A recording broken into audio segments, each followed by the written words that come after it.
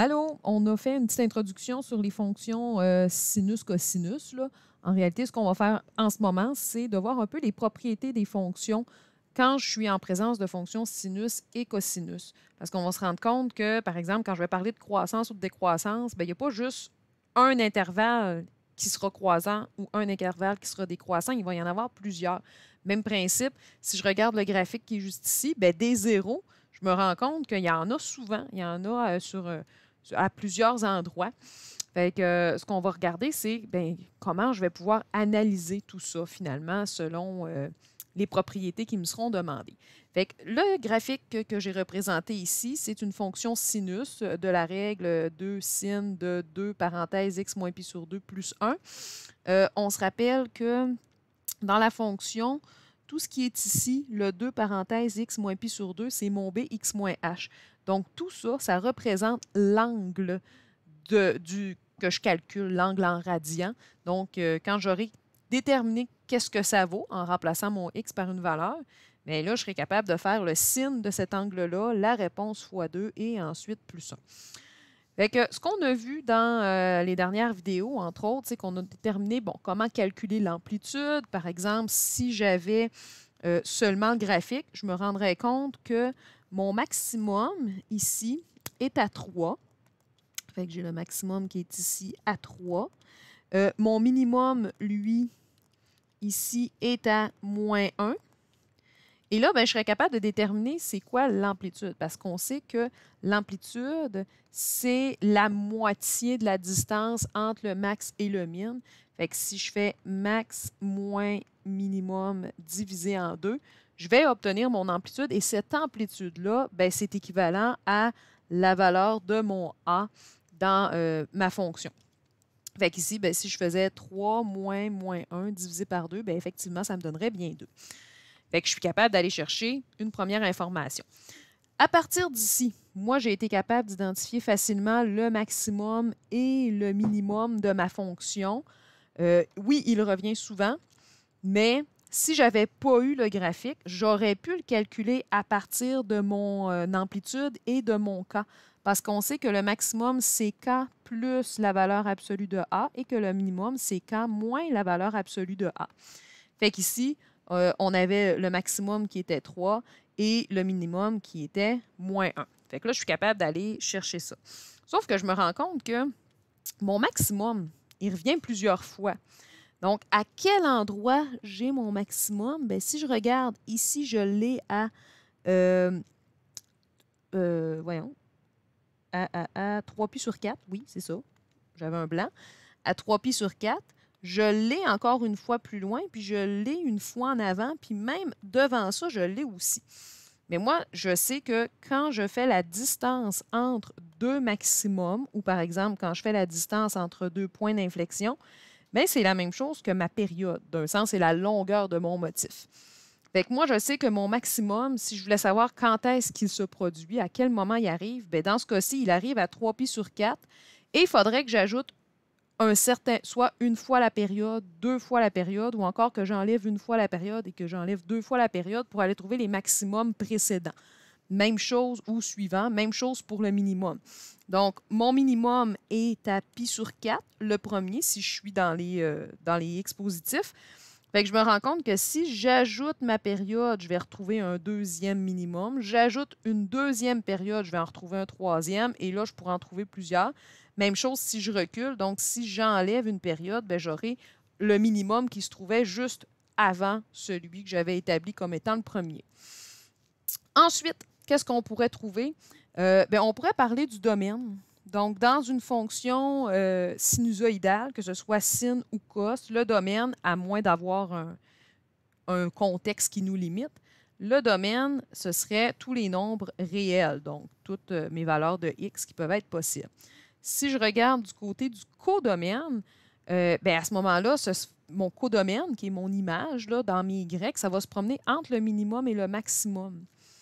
Fait que j'aurai juste à déterminer quel est mon minimum, quel est mon maximum, et j'aurai mon codomaine. Fait que dans ce cas-ci, ce serait de moins 1 à 3. Ensuite, évidemment, vu que j'aurai des petits calculs à faire tout à l'heure, par exemple, entre autres pour les zéros, les intervalles de positif, négatif, là, je vais avoir besoin de ma période. Donc, la période, graphiquement, je peux aller l'établir si j'ai mon graphique, mais je peux le faire à partir de ma formule aussi. Donc, ici, je reconnais la valeur de B, qui est 2. Pour déterminer la période, qu'est-ce qu'on fait? Bien, on va déterminer P est égal à 2π sur la valeur absolue de B. Fait que dans ce cas-là, comme mon B vaut 2, ben j'aurai 2π sur 2. Donc, ma période est égale à π. Fait que ça veut dire que si je prends mon premier maximum à 3π sur 4 et que j'ajoute π, ben je vais trouver la valeur de x où j'aurai mon deuxième maximum. Puis là, ben, cette période-là va être importante parce que tantôt, quand on va trouver des intervalles, par exemple, de positif, négatif ou de croissance, décroissance, ben, on va en avoir besoin de tout ça. Bon, croissance et décroissance, on y est rendu. D'un sens, ce sont mes variations. Ma variation, si on regarde attentivement le graphique, là, on se rend compte que, bon, du premier minimum qui est à π sur 4 jusqu'à mon maximum, premier maximum qui est à 3π sur 4, ma fonction, bien, elle est croissante. Ensuite, si je prends de ce maximum-là, à 3π sur 4, jusqu'à mon deuxième minimum, bien là, ma fonction, elle est décroissante. Fait qu'elle va alterner entre croissance et décroissance, toujours en jouant là, dans un motif au complet. Fait que j'ai la moitié qui est croissante, la moitié qui est décroissante. Fait que quand je vais déterminer mes variations, si on veut, donc dans une fonction sinus, je vais me mettre en noir.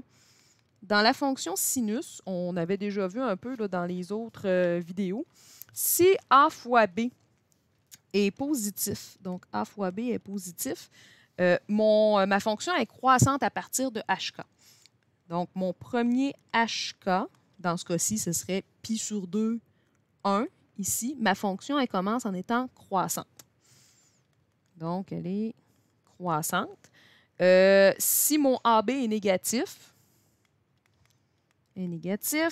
bien, à partir du point HK, à ce moment-là, ma fonction, elle sera décroissante. Par exemple, si j'avais pris le point d'inflexion ici à 0,1, bien là, ma fonction aurait été décroissante. Pour la fonction cosinus, bien là, on va y aller avec, on part soit du maximum, soit du minimum. Donc, si mon A est plus grand que 0, ça veut dire que je commence la fonction à un maximum. Donc, mon point de départ, là, ce serait lui ici, le premier maximum, par exemple. Ce serait le point H et K plus la valeur absolue de A. Fait qu'à ce moment-là, ma fonction, en débutant, elle serait, parce que ça va descendre, décroissante. Parce que si je commence au maximum, je n'ai pas le choix. Les points d'après vont descendre. Par contre, si mon A est négatif, bien là, je commence au minimum. Si je pourrais l'écrire, là, on commence au maximum, c'est mon point de départ. Ici, j'aurai H et K moins la valeur absolue de A. Et ma fonction, elle sera croissante parce que mon point de départ, bien, ce sera le minimum de ma fonction. Fait que si mon point de départ, c'est à x égale à π sur 4, je suis au minimum. Fait que ma fonction, elle va commencer en étant croissante. Donc là, comment je vais établir, par exemple, les intervalles de croissance et de décroissance? Bien, il me suffit de repérer minimum et maximum, à quel endroit ils se trouvent, et ensuite, je vais écrire ça sous forme d'intervalle. Fait que moi, dans ma situation qui est là, ma variation, elle est croissante. OK? Quand je commence à π sur 4, donc ça, c'est mon premier intervalle, et que je me rends à 3π sur 4, qui est mon maximum. Par contre, je n'ai pas juste cet intervalle-là. Donc là, je me laisse un espace dans mon intervalle parce que je vais devoir spécifier que mon minimum qui est là, je vais l'avoir une période plus loin. Donc, ma période qui avait une durée de π ici, là, je l'avais identifiée, mais à chaque fois que je vais ajouter la période, je vais retrouver un nouvel intervalle, ici où n fait partie des nombres entiers. Là. Donc, j'enlève une fois, deux fois, trois fois la période ou j'ajoute une fois, deux fois, trois fois la période. Là. Fait qu'ici, si je prends pi sur 4 et que j'ajoute une fois la période, j'arrive à mon deuxième minimum. Donc, si j'ajoute une deuxième fois la période, 2pi, bien là, j'arrive avec mon troisième minimum. Puis là, bien, si j'ai fait mon n ici qui valait 1, bien, mon deuxième n ici, il vaut 1 aussi. C'est toujours la même valeur. Et dans ce cas-là, bien, mes intervalles de décroissance, bien, ce serait de mon maximum qui était à 3pi sur 4. Donc, maximum à 3pi sur 4 plus n fois pi jusqu'à mon deuxième minimum qui est là, ici. Donc, pi sur 4 plus pi, bien, ça va me donner 5pi sur 4 plus n fois pi. Fait que mes intervalles, que ce soit de croissance-décroissance, que ce soit de positif-négatif, je n'aurai pas le choix de les donner sous cette forme-là. À moins qu'on me dise que, bon, mon graphique est limité de 0 à 2pi, exemple, puis qu'on me dise donne tous les intervalles entre 0 et 2pi, là, je dois tous les donner.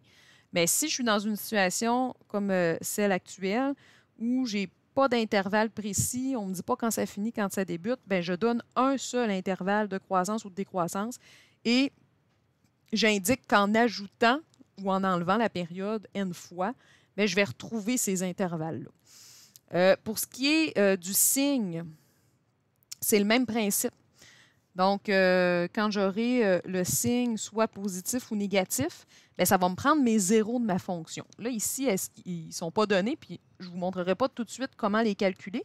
Mais si je vais chercher les zéros de ma fonction, par exemple, ce zéro-là, celui qui est en bleu, là, le premier, c'est le point 13. C'est-tu lui? Ah non, excusez, je n'ai pas fait le bon. Donc, le 0 qui est juste ici. Ouais, lui ici. C'est le point 13 pi sur 12. Et mon deuxième 0 qui est juste à côté, ce serait le point 17 pi sur 12. Fait que là, à partir du moment où j'ai ces deux zéros-là, ben je sais qu'entre les deux, mon intervalle, il est négatif. Donc, je pourrais mettre négatif sur l'intervalle de 13 pi sur 12 jusqu'à 17 pi sur 12. Mais encore une fois, je vais devoir ajouter n fois la période. Donc là, moi, je mets n fois pi, mais en réalité, c'est que je vais prendre du premier x, donc du premier 0, plus n fois la période, jusqu'à mon deuxième 0, plus n fois la période aussi. Puis là, bien, dépendamment de la situation, bien, ma fonction elle sera soit positive ou négative. Là, moi, dans ce cas-ci, ça donne que entre les deux zéros, ma fonction elle est négative, mais ça aurait pu être une situation où elle était positive. Fait que je dois analyser. Cet intervalle-là, je vais le retrouver juste avant, ici, puis je vais le retrouver après aussi sur tout le domaine de la fonction finalement. Et quand est-ce qu'elle est positive? Bien là, si je regarde, moi, quand je vais enlever une période, je vais venir trouver le 0 qui est ici, parce que c'est le premier dans mon intervalle. Fait que si j'enlève la période de mon 17 pi sur 12, je vais venir trouver le 0 qui est là. Donc, c'est celui-là qui me manque pour dire, bien, en haut ici, là, ma fonction, elle est positive entre le 0 qui est ici, qui est identifié par le X rouge, et mon 13 pi sur 12. Donc, si je fais 17 pi sur 12 moins pi, donc moins 12 pi sur 12, ça va faire 5 pi sur 12. Fait que la fonction, elle est positive sur l'intervalle de 5 pi sur 12 plus n fois pi, parce que n fois ma période, jusqu'au deuxième 0, qui est 13 pi sur 12 plus n fois ma période, donc n fois pi. Fait que là, en écrivant sous cette forme-là mon intervalle, n fois la période à chaque fois, bien, là, je répète, hein, je le dis que j'ai plusieurs périodes de possibles. Donc, je pense que ça fait pas mal le tour. Les zéros, ici, je les ai donnés, mais on va voir éventuellement comment les trouver. L'ordonnée à l'origine, c'est vrai, il me manquerait l'ordonnée à l'origine. Par exemple, si je vais chercher la valeur initiale, qui est l'ordonnée à l'origine, c'est simplement que je vais remplacer mon x par 0. Donc, je calcule f de 0. Dans ce cas-ci, dans mon graphique, on le voyait quelle était la valeur. C'était 1. parce que c'était sur mon axe d'oscillation. Donc ici, f de 0 est égal à 1. Fait que ça fait le tour pour les propriétés. Il va y avoir quelques exercices à faire avec ça. Puis il y aura un petit défi aussi qui vous sera présenté dans le plan de cours.